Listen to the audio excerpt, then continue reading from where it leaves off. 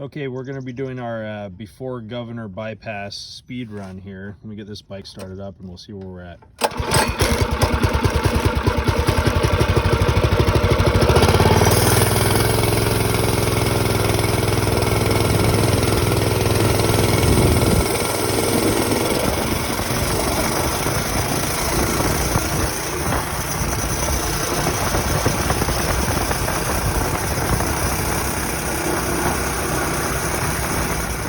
We're going to work on our mini bike.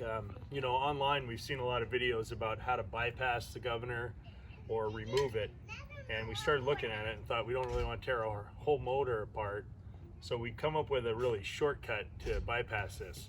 So you're just going to need a couple of tools. You're going to need a set of side cutters, a little piece of wire, and a number 10 socket.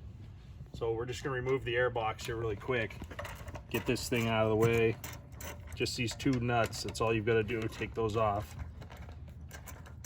Just take your air box off so you got access to your throttle linkage. You know, when I was looking online, all these guys are taking the whole motor apart, and I didn't really want to do that. Didn't really want to tear it apart just to see if this was going to work. So we kind of came up with this idea, and it seems to work pretty good. So throw this air box up here out of the way. Gotta undo this little thing. Okay, so we got air box out of the way, and you can see your throttle linkage right here. Zoom in close on that. So your throttle linkage is getting pulled, and it pulls this governor. What happens is at a certain RPM, this governor arm will actually pull itself back, and it will shut down the throttle. So what we're gonna do today is we're gonna connect this throttle arm to the governor arm. And the way we're gonna do that is a piece of wire. There's these holes that are already in here. You can see you've got a hole right here, and then in the governor arm, see that hole right there. So we're gonna connect those. So grab a piece of wire, and what I've done is just a piece of normal electrical wire. You can use tie wire or whatever you guys wanna use. Anything will work for this. The key though is just to have something that will fit through that hole. Do that, we're gonna twist the end up.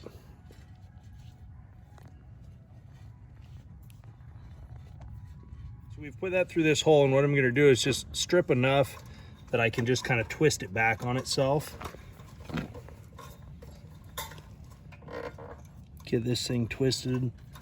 Now you could do this with anything. This wire may not last forever, but we've done this before and it lasts for almost as long as you need it to. I haven't had any issues with them failing. And you know, if it does, it's like 2 minutes to put it back together. Okay, so what we do is we pull this lever back, throttle lever, so that it's fully, you know, engaged. This thing is 100% throttle right now. And then I'm gonna pull tension on this wire. And what this is gonna do is act like a stop, so that when I'm at full throttle, the governor arm is not able to pull itself back and shut down the throttle. And so you're essentially just restricting the governor. And you know, I think doing this, I think I'm gonna get maybe 8 to 10 miles an hour over what I was getting previously. So see, that's pretty simple. Now that arm, it can't go back. And that's all you're trying to do. You're just trying to stop this so that when you hold full throttle, you're ready to go. So we're gonna do a speed test here in just a second. Now that we've got this line connected between the two, you can see that it's slack right now. But as soon as we engage the throttle 100%, see, it gets nice and tight. And so when that governor arm, when it throws those things out inside and wants to pull back, it can't, it's limited. And so basically what we're doing is we're just bypassing it without doing anything to this motor. This can be removed. You can put it right back to stock without any issue. So I'm gonna reinstall the air box, and then we're gonna take this thing out on a speed run. Just make sure when you put this air box back that you get your vent line back on. That vent line goes into your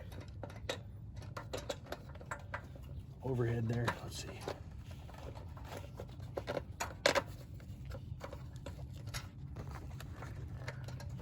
Sometimes you got to just push this vent line back in with a screwdriver or something and get your finger in there. Okay, put your two nuts back on and off you go.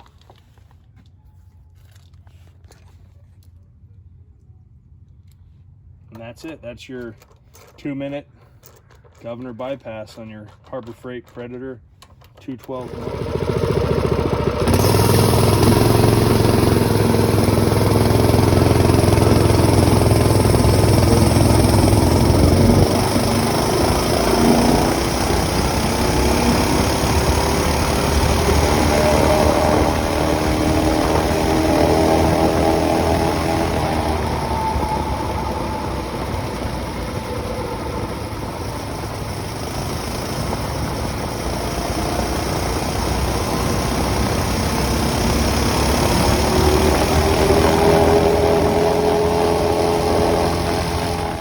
We got it up to 32 in our speed run.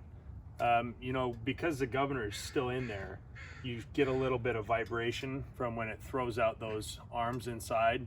And so 32 is probably not ideal, but reasonably you can go about 28 to 30 without any issue.